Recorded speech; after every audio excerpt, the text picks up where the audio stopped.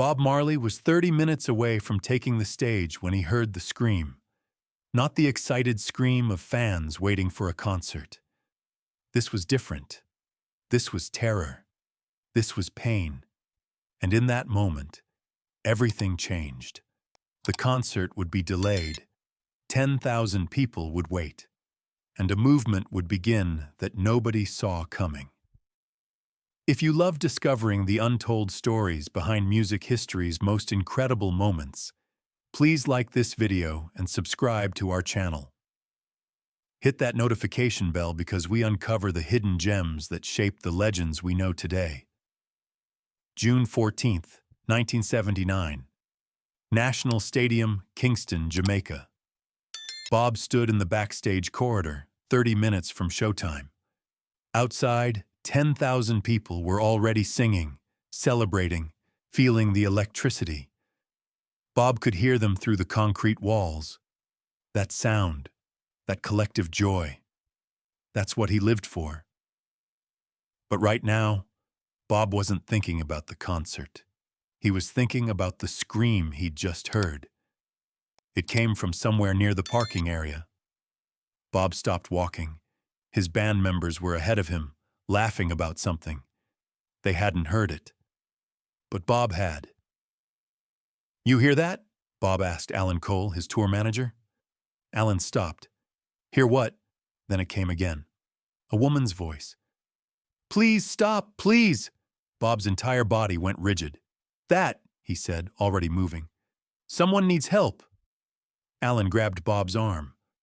"Bob, wait. Let security handle it." Bob looked at Alan with an expression that made Alan let go immediately. "Get security, but I'm not waiting." Bob pushed through the backstage door to the parking area. The sound was clearer now. A woman crying. A man's voice, loud and aggressive. Then the unmistakable sound of flesh hitting flesh. What Bob saw would stay with him forever. A woman, maybe 30, was on the ground next to a car. Her dress was torn. Her face was swelling. Above her stood a man, his fist raised, ready to strike again. "You embarrass me! You think you can embarrass me?" The woman was crying, trying to shield her face. "I'm sorry. Please." Bob didn't think. He just moved. "Stop." Bob's voice cut through the parking lot like a blade. Not loud, just absolute. The man froze, fists still raised. He turned and saw Bob Marley standing there, dreadlocks framing his face, eyes burning with something the man couldn't identify. Disappointment. Deep, profound disappointment. "Who the hell are you?" the man demanded, though his voice had lost its aggression. He knew who Bob was. Everyone in Jamaica knew. "I'm someone asking you to step away from her," Bob said calmly, walking closer. "Right now." Security arrived. 3 men in yellow shirts, but Bob held up his hand. "Wait." His eyes never left the man. "I want to understand something, brother. What did she do that made you think this was the answer?" The man's face twisted. "This is between me and my wife." "Is it?" Bob took another step. "Because I heard her screaming from inside the building, which means it's everyone's business now." The woman stared at Bob like he was a vision. Blood trickled from her lip. Her hands shook. Bob knelt down, ignoring the husband, and looked at the woman. "What's your name, sister?" "Grace," she whispered, her voice hoarse. "Grace, that's beautiful. Are you hurt? Do you need a doctor?" Grace shook her head quickly, fear flashing. "No, I'm fine. Please, I don't want trouble." "You're not the one causing trouble," Bob said. He extended his hand. "Can you stand?" Grace looked at her husband, seeking permission with her eyes. That look, that automatic deference born from fear, broke Bob's heart. The man said nothing. Grace took Bob's hand. He helped her gently, supporting her when her legs wavered. Once standing, Bob turned to security. Take her inside. Get her cleaned up. Get her water. Make sure she's safe. Bob, the concert? Alan had arrived looking stressed. 10,000 people are waiting. They can wait longer, Bob said firmly. He turned to the husband. What's your name? The man's defiance crumbled. Michael. Michael, do you have a ticket to tonight's concert? Michael blinked, confused. Yes, 2 tickets. For me and my wife. Not anymore, Bob said. You're leaving. Security will escort you out. But your wife? She's staying. She's watching this concert from the best seat in the house. Michael's face flushed. You can't. I can, Bob interrupted. This is my concert, my venue, my people, and I decide who stays and who goes. You go. Security moved in, flanking Michael. As they led him away, he shot one last look at Grace, a look that promised this wasn't over. Bob saw that look. Michael, he called out. The man stopped. Bob walked over until they were face to face. If you ever touch her again, Bob said quietly, I will know, and I will find you, and everyone in Jamaica will know what kind of man you are. Understand? Michael's face went pale. He nodded once. Security led him away. Bob returned to Grace. She was crying differently now. Not from fear, from relief, from shock, from the overwhelming realization that someone had actually helped her. I'm sorry, Grace whispered. I've ruined your concert. You haven't ruined anything, Bob said gently. I need to ask you something. Do you want to stay for this concert or go somewhere safe? Grace looked at him with wide eyes. I don't know where else to go. He'll be waiting at home. Bob nodded. He'd suspected as much. Alan, he called. After the concert, we're making sure Grace gets to a safe place. A shelter, a friend's house, wherever she needs. But not back to him. Not tonight. Alan nodded. Of course. Bob turned back to Grace. Tonight, you're under my protection. You're going to watch this concert, and you're going to remember that you deserve better. You deserve love and respect. Understand? Grace nodded, tears streaming. Thank you. Thank you so much. Don't thank me yet, Bob smiled. You still have to sit through my concert. Grace laughed, a broken, beautiful sound. The first time she'd laughed in longer than she could remember. When Bob finally took the stage 45 minutes late, the crowd erupted. They'd been waiting patiently, singing to each other, keeping the energy alive. When Bob appeared, everything exploded. Good evening, Jamaica, Bob said, and 10,000 voices roared back. Bob stood there absorbing the love. Then he did something rare. He spoke before playing. I want to tell you about something that happened tonight, Bob began. The crowd quieted, sensing something serious. About 30 minutes ago, I heard a woman screaming. She was being hurt by someone who was supposed to protect her, love her. The stadium went dead silent. 10,000 people holding their breath. I stopped that man, Bob continued. I sent him away. But here's what I've been thinking. That man, he's not the only one.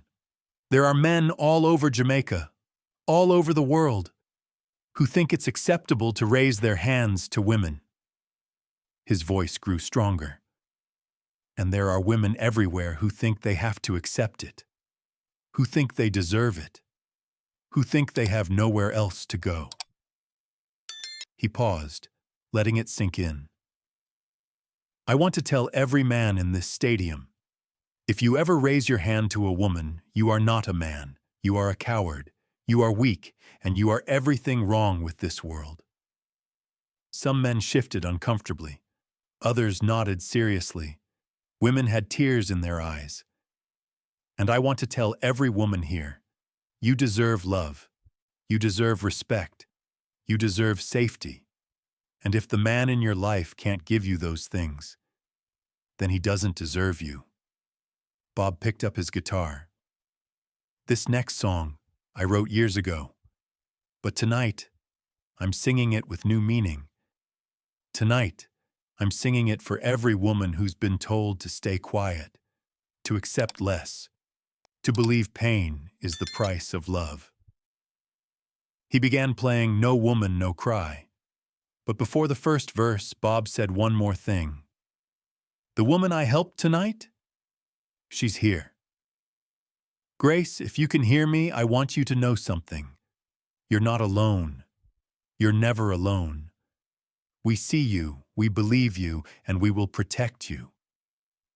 Grace, sitting in the fourth row with tears streaming, felt 10,000 pairs of eyes searching for her, not with judgment, but with solidarity. Women around her reached out, touching her shoulder, her hand, offering silent support. Men stood up, not to intimidate, but to show they understood. Bob sang No Woman, No Cry, and it had never sounded more powerful. The lyrics took on new dimensions.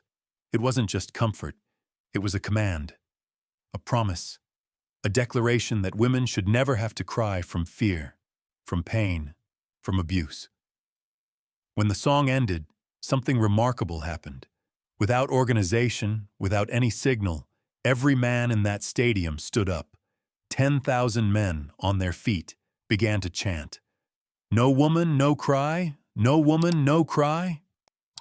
They weren't just repeating lyrics. They were making a pledge. Bob held up his hand. The chanting quieted. Brothers, he said, I see you standing. I hear these words. But words are easy. Action is hard. So I'm asking you right now to make a promise. Promise you will never raise your hand to a woman. Promise that if you see another man doing it, you will stop him. Promise you will teach your sons to respect women and teach your daughters they deserve that respect. The crowd roared agreement, thunderous, overwhelming. Then let that promise start tonight, Bob said. Let it start right now. For the rest of the concert, Bob performed with an intensity his band had never seen. He wasn't just singing, he was preaching, teaching, healing something broken in his community. After the concert, Bob called for Grace. She came, cleaned up now, swelling treated, new clothes provided. How are you feeling? Bob asked. I don't know, Grace admitted. Scared, relieved, confused, all of it. That's normal, Bob said. Grace, you're not going back to him. Not tonight. Not ever, if you don't want to. My people arranged for you to stay at a women's shelter, safe, confidential. They'll help you figure out next steps. I don't have money, Grace said quietly. No job. He never let me work. The shelter will help with that too, Bob assured her. But I want to do something else. He wrote on paper. This is my lawyer's number. Call him next week. He'll help you file for divorce, get a restraining order, whatever legal protection you need. No charge. Grace stared at the paper like it was a lifeline. Why are you doing this? You don't even know me. Bob smiled gently. Because every woman deserves to be safe. Every woman deserves to be free. And if I have the power to help and don't use it, what's the point of any of this? Grace hugged Bob suddenly, fiercely. Bob hugged back. You're going to be okay, he whispered. It won't be easy, but you're going to be okay. The story of what Bob did spread through Jamaica like wildfire. Not just the concert, but the story of him stopping to address domestic violence. The story of protecting Grace. The story of 10,000 men standing and making a promise. Something shifted in Jamaica that night. Domestic violence had always been a shameful secret, but Bob dragged it into the light, made it impossible to ignore. In the weeks following, Women's shelters reported a surge in women seeking help. Men began speaking out in their communities. Churches addressed it in sermons. Schools taught about healthy relationships. And it all traced back to that night. To Bob hearing a scream and refusing to ignore it. To Bob putting a woman's safety above his concert schedule. To Bob using his platform not just to entertain, but to change hearts and minds. Grace never went back to Michael. She got her divorce, got a job at a local school, rebuilt her life piece by piece, and she became an advocate, speaking to other women about her experience, about the night Bob Marley saved her life. In 1985, Grace opened Jamaica's first domestic violence counseling center. She named it No Woman, No Cry Foundation. Over 40 years, her organization would help over 15,000 women escape abusive situations. Bob Marley died in 1981, just 2 years after that concert.